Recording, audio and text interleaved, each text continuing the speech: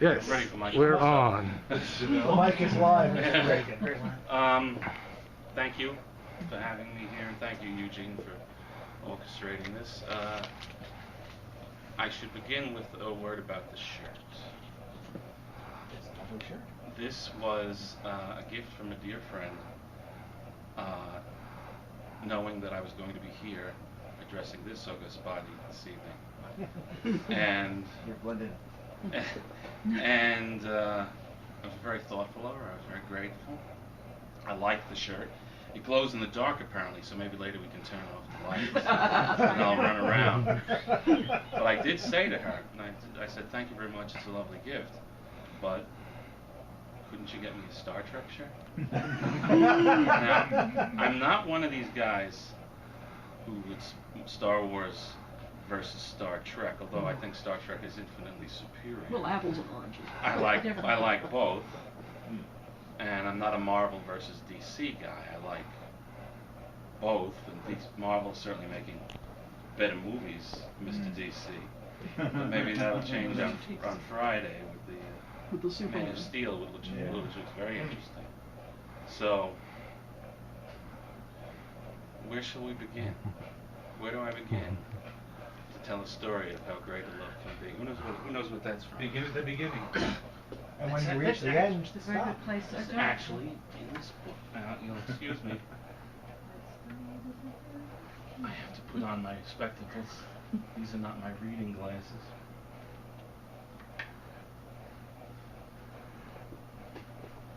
not to derail you, but how did you get started in writing? Good. I welcome a lively discussion. Well, I graduated from Baruch College, majored in journalism. I did nothing with it. The 80s are kind of a blur, shall we say. And in the 90s, I bounced around various, jobs in the publishing world. Was downsized out of a .com in 2001. Ended up calling my only contact that would talk to me, and he was running a mid-level publishing company in Boston, and I wrote several books in a series called the Everything Book Series, which is kind of like the poor relation of the Idiot's Guides and Dummy's Guides. But I wrote 6 books in 4 years. 4 of them are good, but you need not buy them because I don't get any royalties. And then things kind of fell apart. The center could not hold, and mere anarchy was loosed upon the world, to paraphrase Yeats.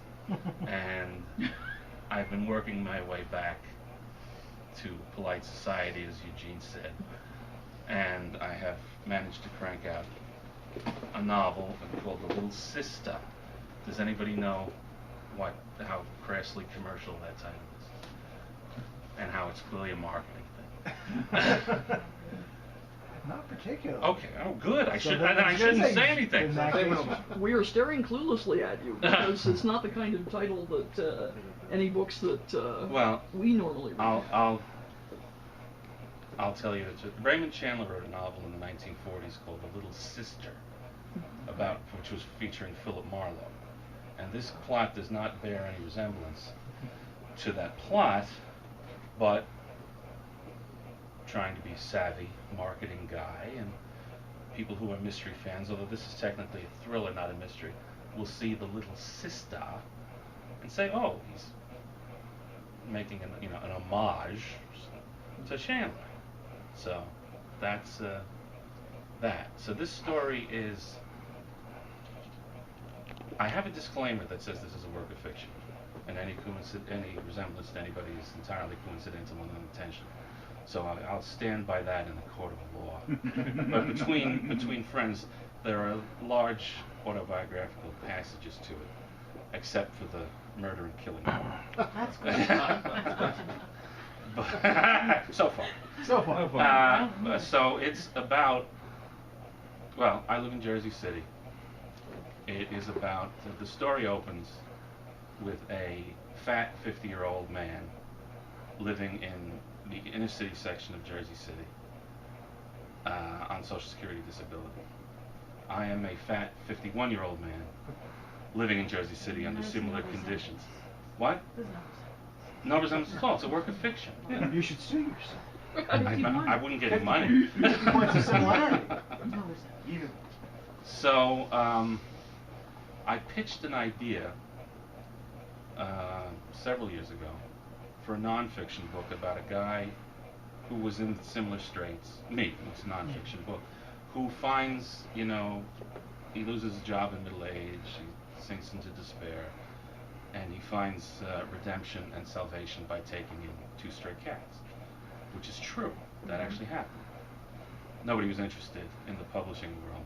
In fact, somebody, you don't get replies anymore. In the old days, you would get at least a form letter saying, thank you, but we're not interested. Now they just ignore you. But one letter I got from a young woman said, this is an interesting story. If it were written by Howard Stern or Dick Cheney, we would consider it. But you have no platform. And I learned a new word because I had been out of the loop. Publishing has changed very much. That's why ebooks are the way of the future. Certainly the authors make more money. And print on demand too. Yeah. Yes, exactly. Yes. Yeah.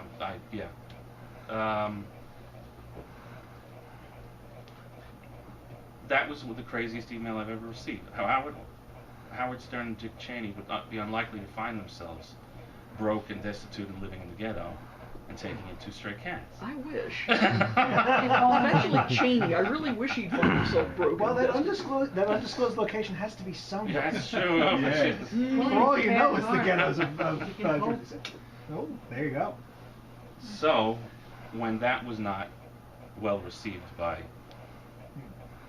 the publishing world, I figured I'd slightly fictionalize it, jazz it up with a little sex and violence, and issue it on my own as an ebook. Why not? So here we are. This is set in the inner city, and I'll tell you afterwards that it is, even the plot, which I'm not going to reveal. I'm not going to read a lot of it because it's a thriller. But it's, you find out it's not a whodunit, it's a they done it, and how does the protagonist thwart them and stay alive. So it was inspired by an actual event that happened to the woman I was living with at the time, which you'll hear about. So after I read this, it's the first time I'm reading this in public or anywhere. I hope that when I look up after reading, that you are not all staring open-mouthed like the audience in The Producers after the Springtime for Hitler. Don't want to walk out either. Because this is a satirical thriller. I'm calling it that. The world will call it whatever they call it. And in good satire, nobody should be spared, and nobody is. But you have to read the second half of the book to see, to get the whole picture. For example, maybe I'm touting this as too edgy, but there are people. If I alienate a certain amount of people on the extreme left and a certain amount of people on the extreme right, I will feel that I've accomplished my job. As long as you have the same amount, it's fair and balanced, so you're good. You decide. All right. The Little Sister, Chapter 1.